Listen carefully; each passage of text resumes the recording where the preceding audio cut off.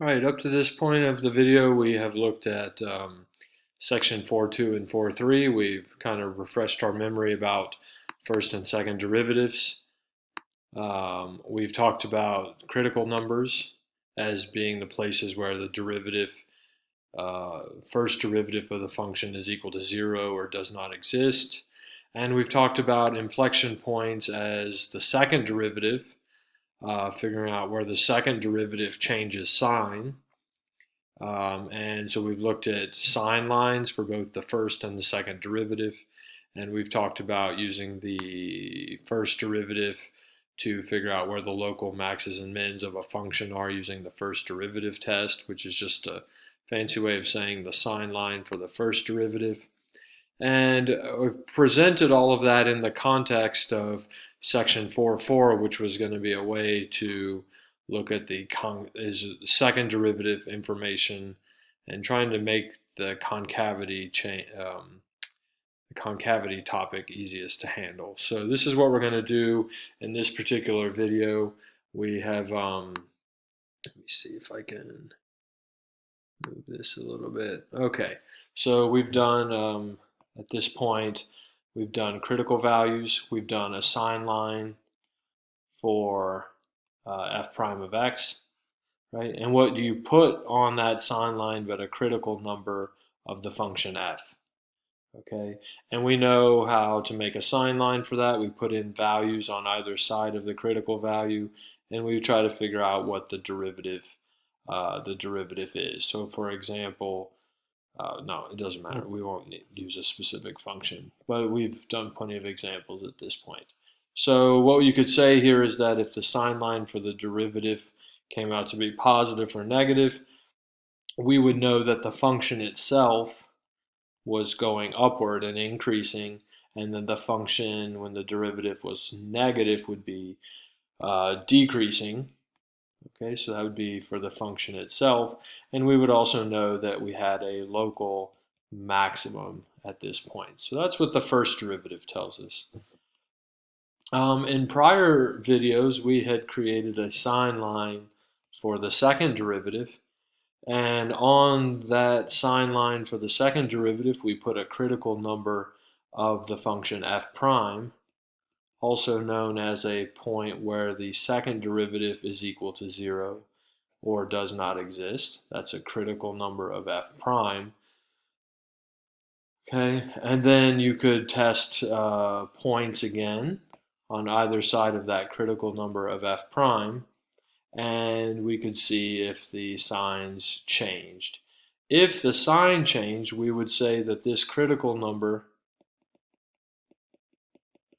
of f prime is an inflection point.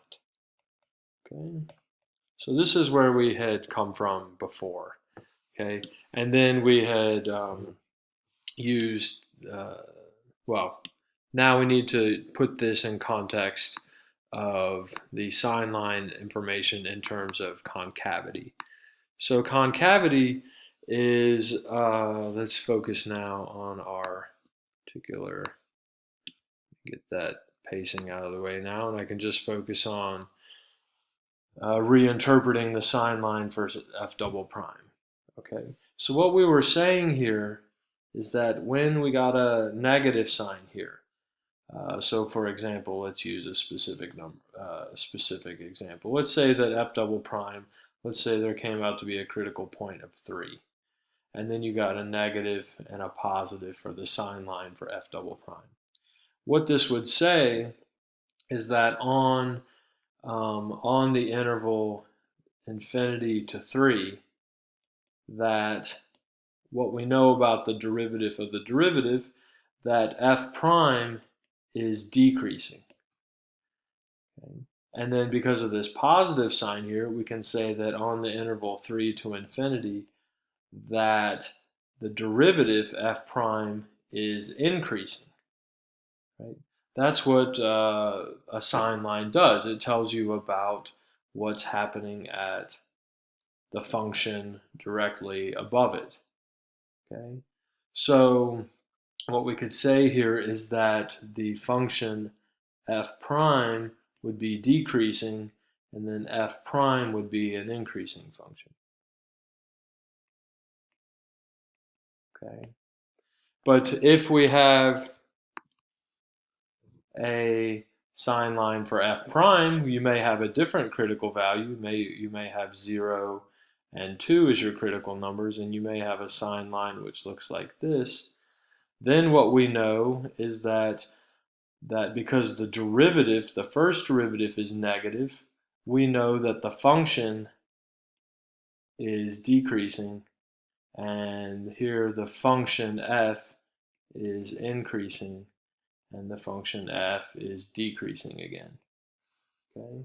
So what we want to do is to reinterpret in section 4.4. I'd like to spend a little bit of time talking about what it means for the second derivative. What does f double prime say about the function f? We know what f double prime being negative and positive says about the function f prime. We know that f double prime being negative means the derivative function is decreasing. And if the second derivative is positive, we know that the derivative function is increasing. But what we don't know is what does f double prime say about the function f itself. Okay, and what we'll have a new word that we'll have to talk about is something called the concavity. Okay, so there is an important result, and I will show it here and then show you some pictures of it, that that here is the meaning of concavity. A function is concave up if the function is turning up, turns away above from its tangent line. A function is concave down if the function itself, f, lies below its tangent lines. Okay, so let's look at an example here. Here I've got the exponential function, and we had a lot of videos earlier about the exponential function. Here we can see that the blue graph is the function, red is the first derivative, and the darker function is the second derivative. So here you can see the function and its tangent line. And here can you see that the function blue turns up?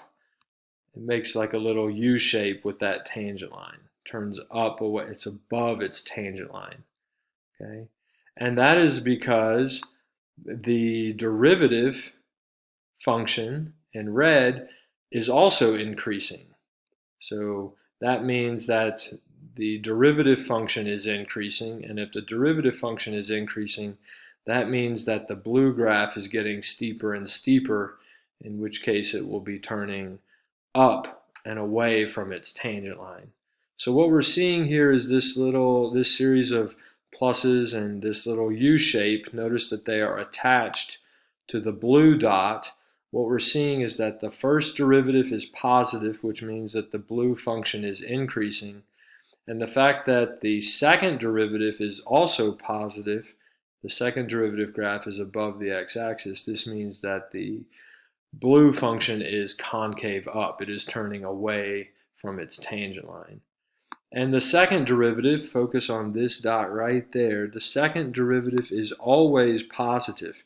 It's always above the axis, above the x-axis, in which case the function f in blue is always concave up. It always turns away from its tangent line. So here is another function to kind of give us a little context, a little difference, a different look. Right? What we're seeing here is a function. Okay, let's see if we can see what's going on here. Here is an example of the function, and its tangent line, the function is below that tangent line. So at this point, we would say that the function is concave down. And at different values of x, we can see that the blue curve is always below its tangent line. But then something interesting happens here, that now the tangent line, the blue function, turns up away from its tangent line, so now the function is concave up. Okay? And this will all make sense if we start looking at the different derivatives. Okay? Here, we can see in the blue graph that the first derivative, the red dot, is above the axis, so the function is increasing. But then something happens right here. Okay, the function has a zero slope, so the derivative became zero. Now after that point, you see the plus sign, the function goes concave up, whereas before, let's see, I need to show the second derivative. Here, let's take a look. We're seeing the function is concave down, the function is curving down from its tangent line, and that's why the second derivative graph is below the axis. Okay, now let's keep going. At some point right here, at 1, it looks like our function has a zero sloped tangent line, and the function is going to switch from concave down, and now the function is concave up. The function is above its tangent line. So what you would say is that at that value of 1, the concavity switches. Do you see the little smiley face happen? Now it's a frowny face, smiley face. The concavity switched from down, concave down, to concave up. And that is how you know geometrically that you have an inflection point. If the second derivative changes sign, so if you go from concave down to concave up, or concave up to concave down.